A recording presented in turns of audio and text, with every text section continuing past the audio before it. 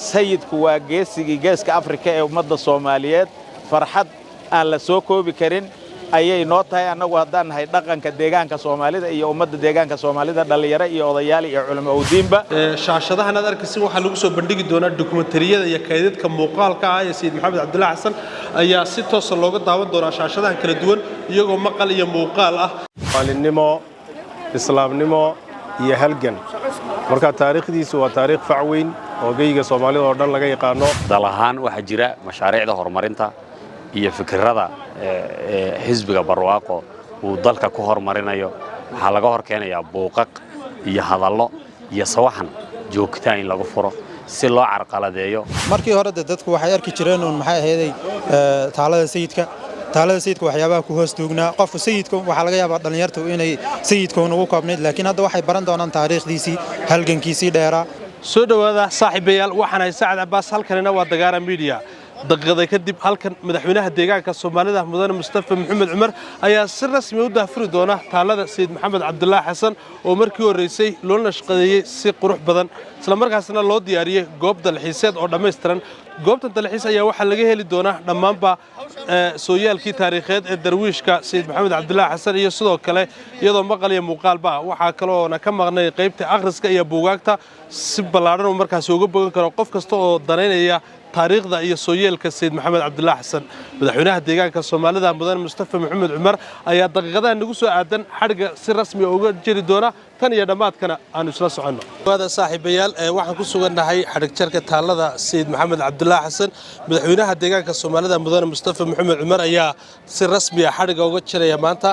waxa halkan barbarkaga taagan injineer Shaafi duqa ama maayarka magaalada Jigjiga caasimadda deegaanka Soomaalida ku soo dhaweeyay balsuu sharaxaad guud inooga siiyo sida loo dhisay qaabka iyo waxa kala duwan ay ka kooban tahay ku soo dhaweyn jireed bismillaahir rahmaanir rahiim magacaygu waa injineer Shaafi Axmed Macallin maayarka maamulka magaalada Jigjiga sidaad wada ogtihiin waxa taalada Sayid Maxamed Cabdullaahi Xasan laga soo qaaday meesha ay hore u taalay oo runtii aan ahayn meel ku haboon booqashada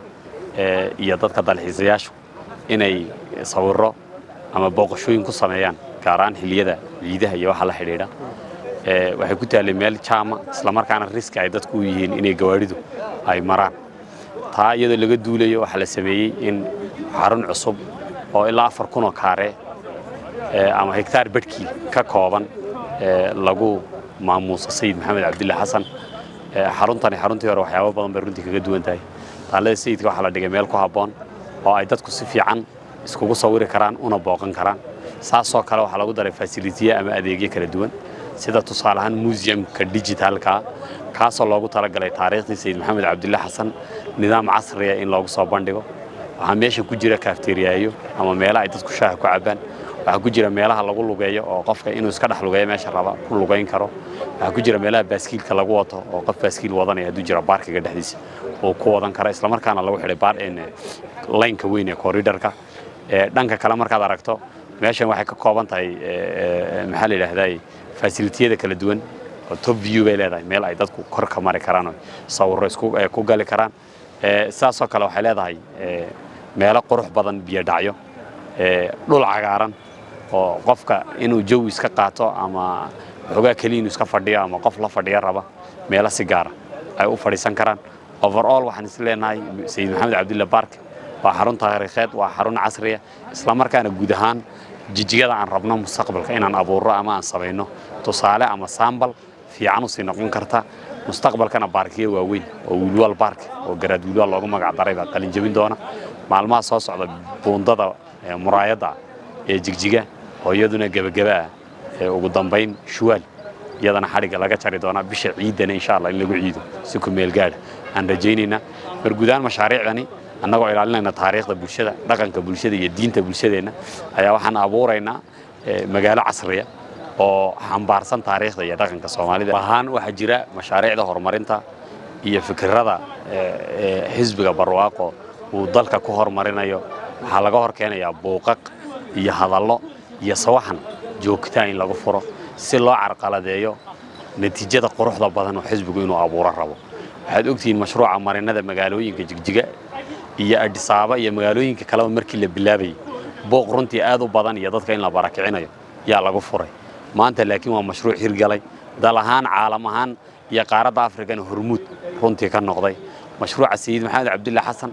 ra'yiga markii aan keenay in taalada meesha laga qaado meel ka habboon la geeyo sidaas sheegtay buuqaq badan baa runtii ka dhashay aad baan ayaan dadka iskugu daynay inaan ka dhaadhicino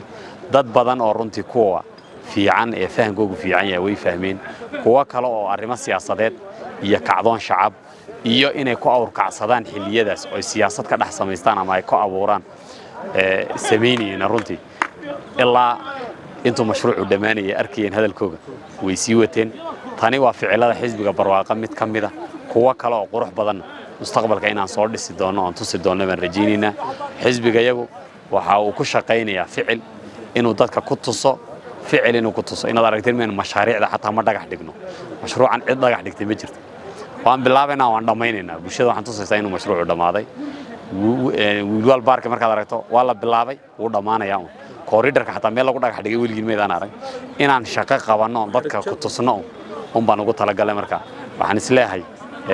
way soo gaabtay warka odhanaya taalada sayidka dhinacaasa loo sii jeedinaya waa la tuuraya waxyaabo badan oo laga sheekeynaya runtii way soo gaabteen annagu dawlad ahaan waxaan nahay kuwa dhaqanka diinta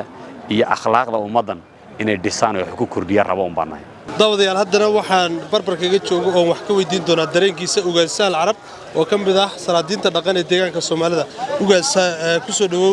barnaamijka taalada sayidka ee maanta sida rasmiga loo daafuray waxaad ka mid ahayd marti sharaftii maanta goobjoog u ahayd xarig jarka munaasabada weyn see u aragtaa dareenkaaga bal ka war maxay ka dhigan tahay bismillaah salaatu wassalaam ala rasuulillah taaladii Sayid Maxamed Cabdullaahi Xasan xusuus gaar ah ayay nagu reebaysaa annaga haddii aan nahay deegaan ahaan gobolkan barigan Itoobiya ama bariga Hararge sayidku wuxuu malcaamad quraan ku bartay dugsiga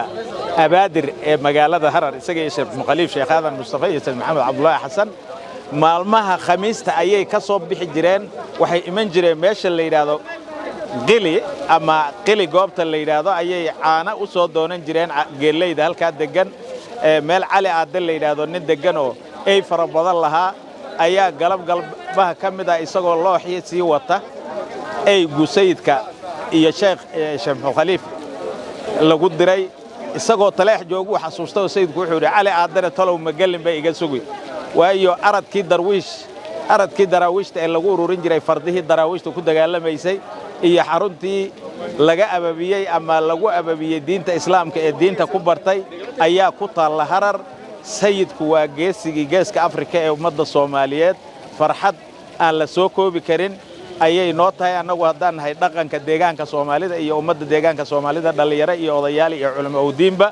waxaan aad ugu mahadnaqaynaa xukuumadda deegaanka Soomaalida oo hogaaminayo madaxweyne Mustafa Maxamed Cumar iyo golihiisa iyo xisbiga barwaaqo oo gartay in meel shaq ku habboon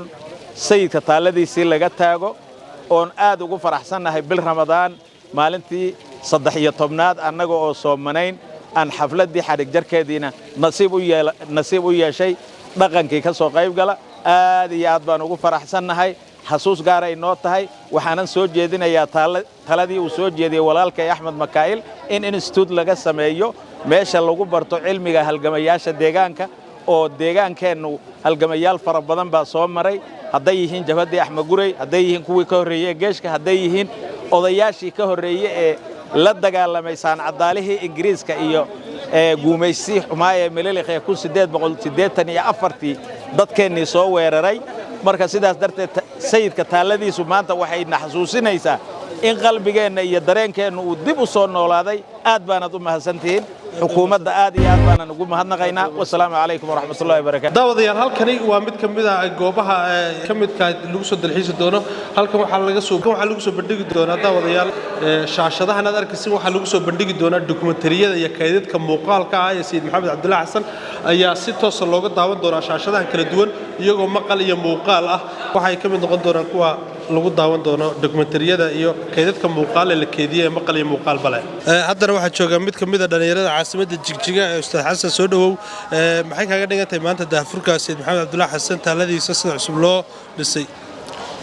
bismillaahir rahmaanir rahiim marka hore Ramadaan mubaarak dhammaan shacabka caasimada aad baan u salaamayaa kolley maanta farxad bay noo tahay inay maxay ahayd goobtii sayidka loo sameeyo meeshan aad ka u quruxda badan oo aad arkaysid maxay ahayd qaabka looga soo shaqeeyay iyo nidaamka loo diyaariyay hadda ka horna waan garanaynaa sayidku halkuu yaalay iyo nidaamkii maxay ahayd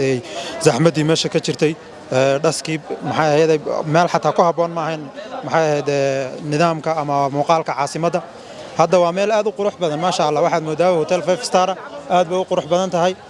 waa meel taariikhdii laga heli karayo dhalinyaradu maxay ahayd ay waqti ku qaadan karto waxyaabahan xasuusto waxa kamid ah Jigjiga caasimadda inta la eeg mala meel maxay ahayd ay dadku isku yimaadaan sida caasimadaha kale Itoobiya oo kale meelo manaafasha oo dadku ay ku maxay ahayd ay waqti ku qaataan xilliyada jawiga oo kale haddana waxayba farxad gooniyo noo siya maadaama ay soo socoto ciidii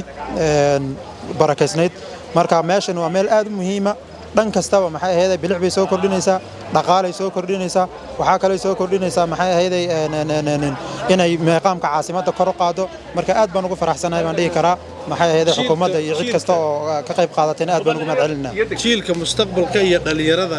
hadda maxay uga dhigantaa is leedahay inay taariikhdii daraawiishta ay halkan ka heli karaan oo kale والله waxay uga dhigan tahay waa arin muhiim ah markii hore dadku waxay arki jireen oo maxay ahayd taalada sayidka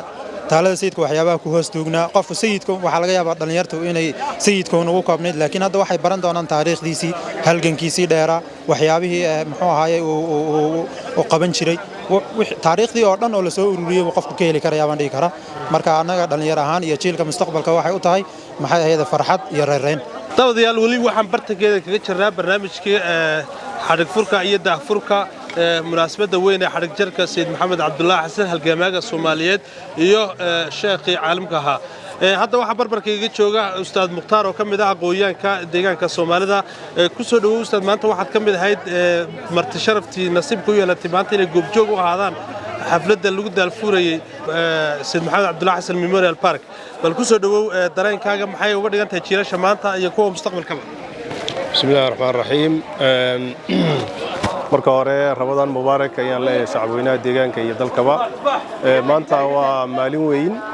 waa maalinkii maaragtay si cusub daaha looga furayay ama boodhka laga jafayay sayidkii weynaa ee Sayid Maxamed Cabdullaahi Xasan oo maaragtay ku caan baxay Soomaalinimo islaamnimo iyo halgan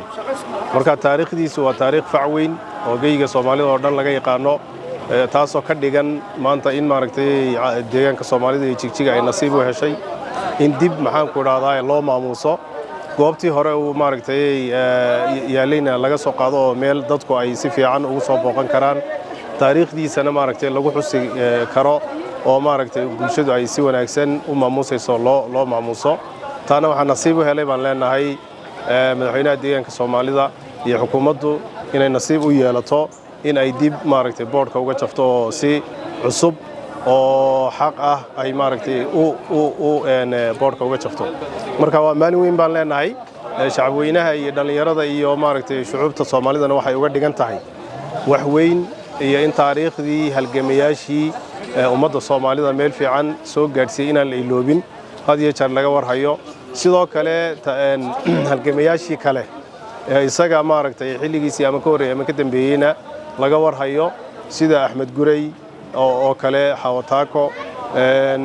iyagana maaragtay in sidan oo kale loo maamuuso ayaan rajaynaynaa haddii la yidhaahdo